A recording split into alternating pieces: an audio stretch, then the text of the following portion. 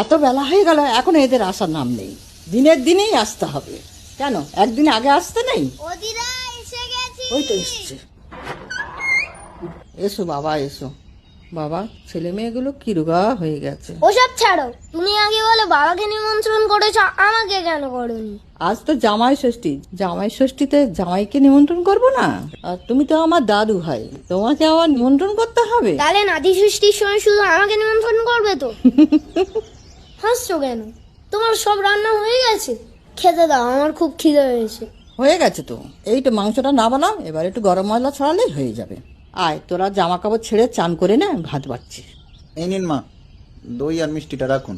আশা থেকেই দিদার সাথে ঝগড়া করে যাচ্ছিস। আগে ভালো করে প্রণাম কর দেখি দাদু দিদাকে। থাক, থাক, থাক।